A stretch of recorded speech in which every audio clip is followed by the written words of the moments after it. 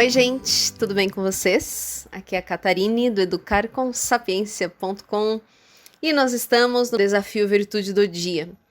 E hoje nós vamos falar sobre a virtude da diligência. Oi, gente, logo de manhã eu estava vendo o que a Rita colocou, um comentário no grupo que nós temos no Telegram, né, sobre o desafio, e ela comentou que a virtude da diligência deu muita conversa lá na casa dela. E nós estávamos aqui no café da manhã e justamente esse assunto virou a conversa nossa também, que rendeu muito também hoje aqui. Porque essa questão da diligência versus perfeccionismo é um assunto que a gente sempre acaba voltando. Eu comentei com vocês sobre perfeccionismo, né, alguns dias atrás, quando nós falamos sobre humildade. E nessa questão de diligência, a gente acaba voltando para esse assunto.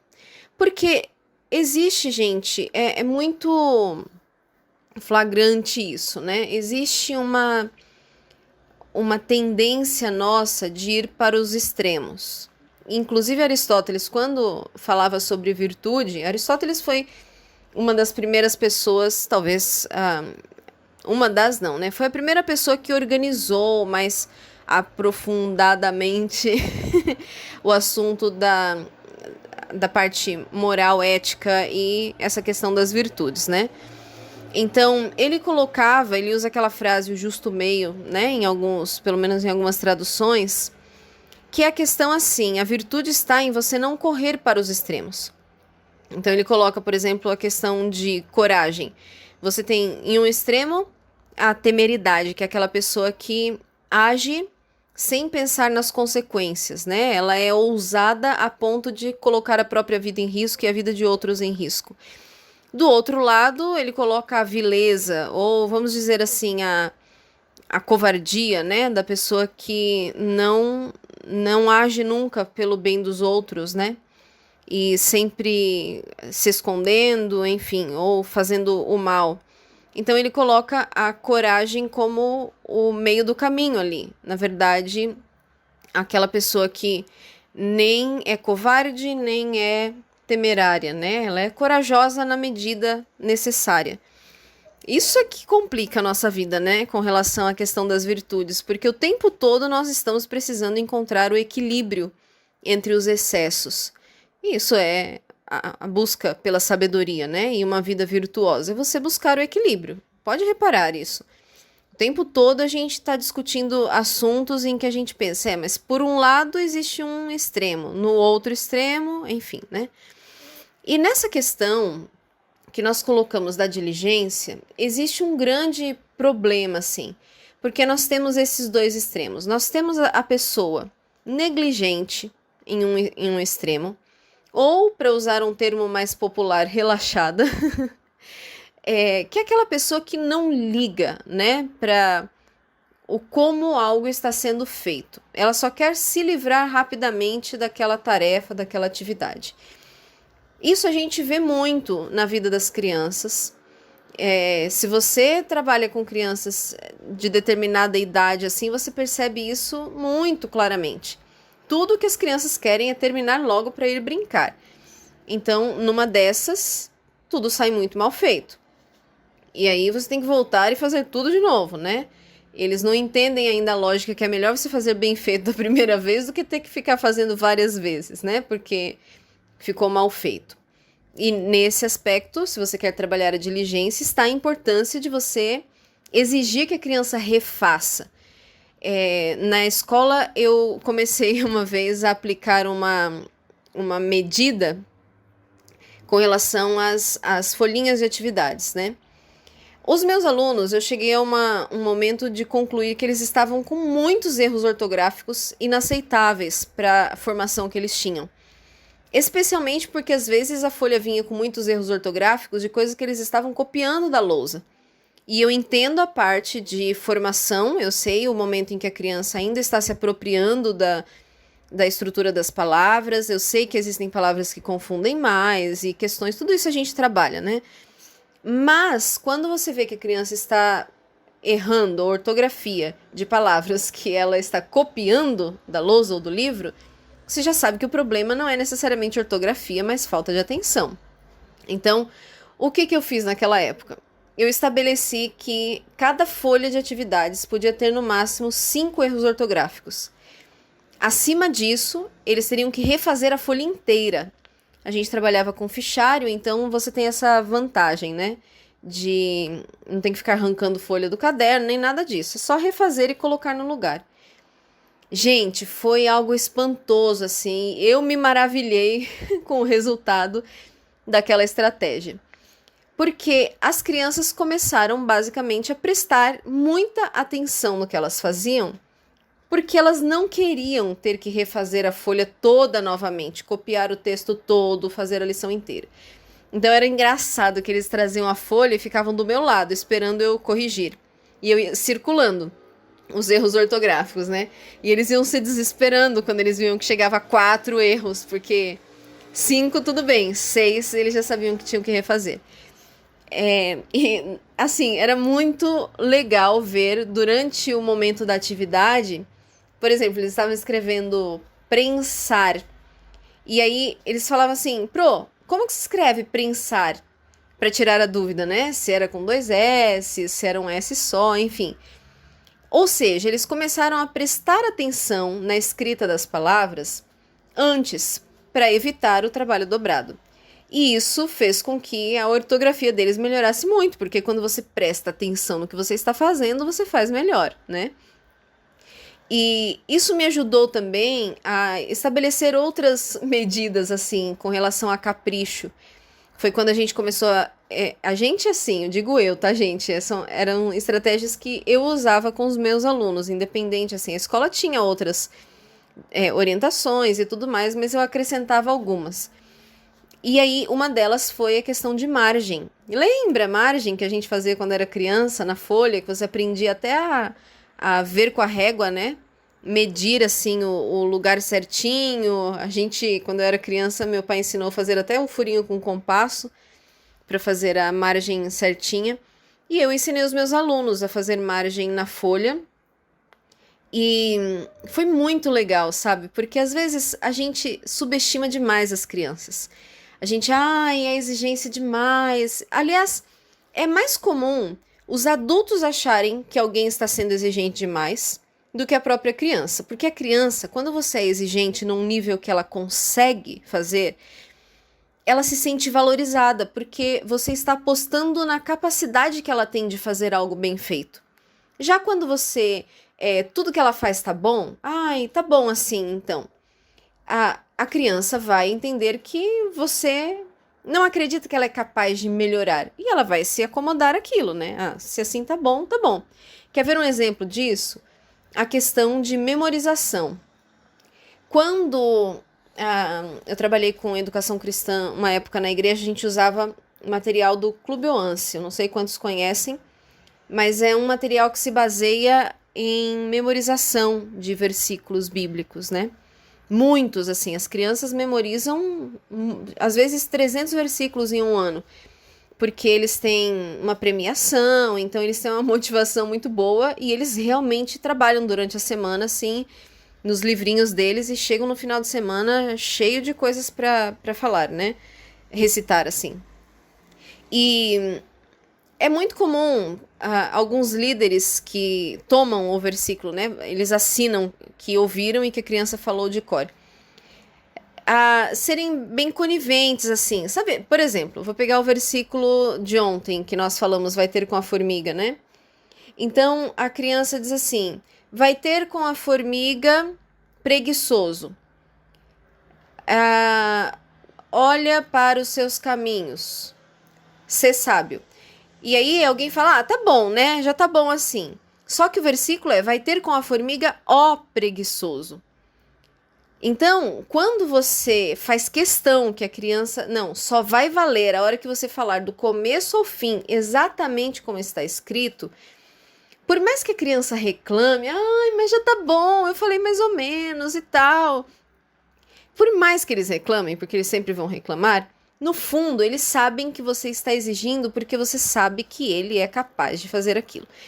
Então, eu sempre tive isso como meta, assim, não ser aquela exigência implacável que a criança nunca consegue alcançar, mas aquela exigência que, assim, eu sei que você consegue fazer o processo completo.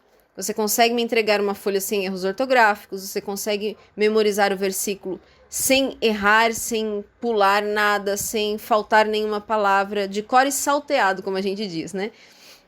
Então, esse é o tipo de trabalho que a gente precisa se a gente quer cultivar no coração da criança e no seu caráter a virtude da diligência. Fazer bem feito é algo que só se desenvolve no caráter de alguém quando existe alguém mostrando que é necessário ir até o fim e fazer bem feito.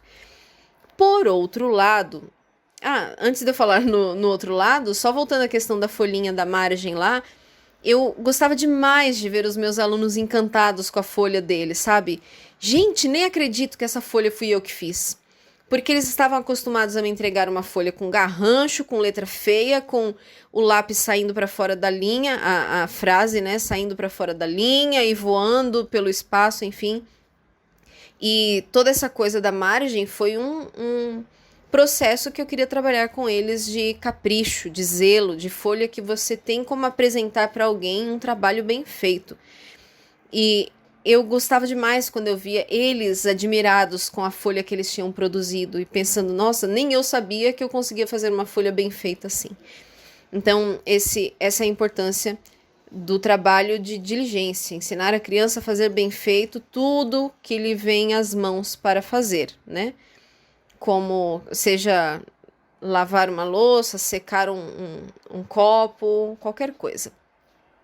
Agora, como eu estava dizendo, por outro lado, se você é aquela pessoa que cria uma expectativa de que a criança precisa atingir um nível de excelência ou de perfeição que, digamos assim, você está sempre insatisfeito ou insatisfeita com o rendimento da criança, isso vai gerar nela esse senso de perfeccionismo, que é aquela criança que, assim, ela sente que nunca está bom o bastante. Não só criança, né, gente? Hoje a gente conversava aqui sobre a nossa vida como adultos, como pode se tornar um problema quando você cresceu aprendendo que você tem que fazer o melhor, como isso pode se tornar um problema, porque quem é perfeccionista sabe que isso gera sofrimento, assim. Você não consegue, enfim, apresentar um trabalho para alguém porque você sente que aquilo está aquém, digamos, né, do que deveria. Ou, independente de apresentar para alguém, né, você está sempre olhando para aquilo como algo que não está bom o bastante. Então, até hoje a gente estava conversando sobre isso da gratidão que é necessária, né, para você estar contente com aquilo que você é capaz de fazer nesse momento.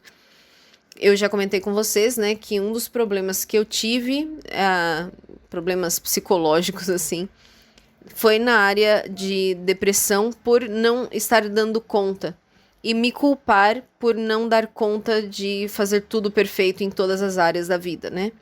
Então, a gente precisa considerar esse outro lado, porque ser diligente, fazer bem feito, é você ter esse gosto em fazer as coisas da melhor forma. É muito fácil você perceber alguém que não é diligente, alguém que não está nem aí para o resultado do trabalho que ela está entregando, seja qual for. Não, o importante é fazer, tá bom assim e pronto, né? É muito, muito típico essa característica da pessoa que não se importa com a qualidade, enfim, né, com o resultado final. Em compensação, também é muito fácil você perceber quando você está indo para o lado oposto e o resultado te pressiona tanto que parece que nunca está bom o bastante. E essa é uma área que nós precisamos tomar cuidado também com as crianças, porque algumas crianças podem desenvolver. Eu já trabalhei com várias crianças que tinham já essa coisa do perfeccionismo, de apagar 1000 vezes a palavra, porque nunca estava bom.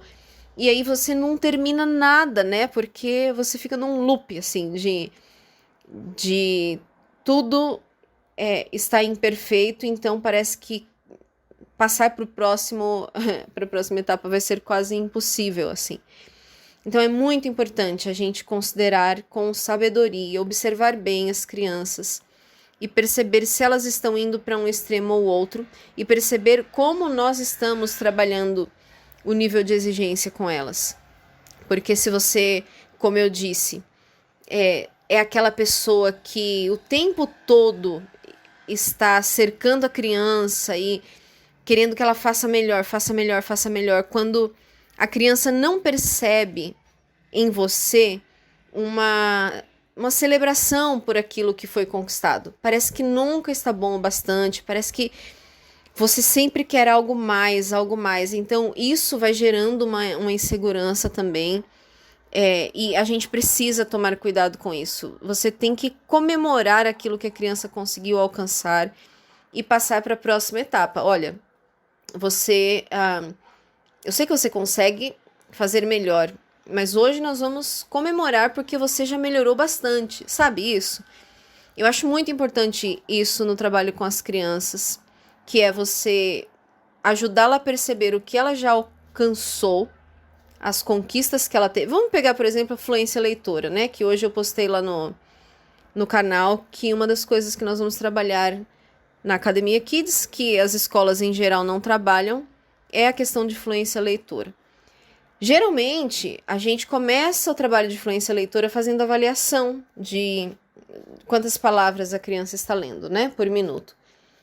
E a gente tem aquela folhinha em que você vai marcando a cada nova avaliação quanto que ela melhorou no desempenho.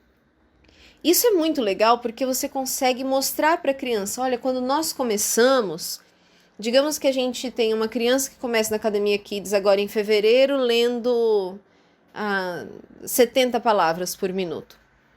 E aí, chega lá em abril, quando a gente fizer de novo, né, a avaliação, ela vai estar lendo 85 palavras por minuto. Ao invés de dizer assim, olha, você precisa estudar mais, hein? Você precisa chegar em 100 palavras. Você vai comemorar com a criança, porque ela saiu de 70 para 85. E aí você fala, agora sim, nós vamos para o próximo nível. Quanto você acha que você consegue alcançar na próxima avaliação?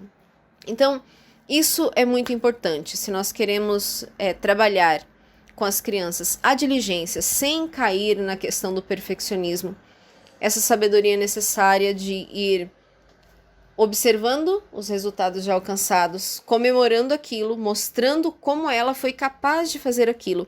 E aí sim, estabelecendo um novo alvo, uma nova meta e um novo nível, né, de exigência, digamos assim, para que a criança cresça cada vez mais, faça as coisas num jeito e numa forma cada vez melhor. Isso também vale, claro, para as nossas próprias vidas, caso a gente lide com um desses extremos, né? A tendência de querer fazer as coisas de qualquer jeito ou a tendência de se preocupar tanto em fazer perfeito que isso nos trave de produzir mais e de aceitar o que nós podemos fazer hoje. Não é? Então, gente, a nossa reflexão de hoje sobre a questão da diligência. Espero que vocês estejam animados e inspirados a continuar esse caminho que é a busca pelo cultivo das virtudes, a busca por uma vida sábia com a ajuda de Deus. E amanhã tem mais, lembrando que essas virtudes que nós estamos falando agora, elas estão relacionadas com a história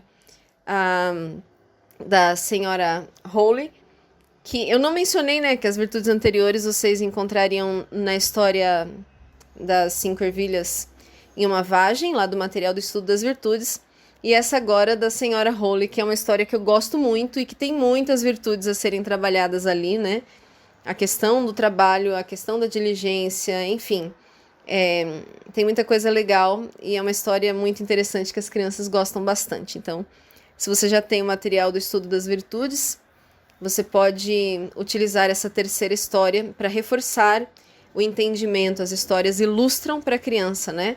O que cada virtude significa. Certo, gente? Então, nos vemos amanhã com mais uma virtude. Amanhã vamos falar sobre uma virtude que os pais amam quando alguém fala sobre ela, porque é uma virtude que, em geral, a gente tem bastante dificuldade de trabalhar com as crianças. Mas vamos deixar para falar amanhã, tá bom? Até lá, então.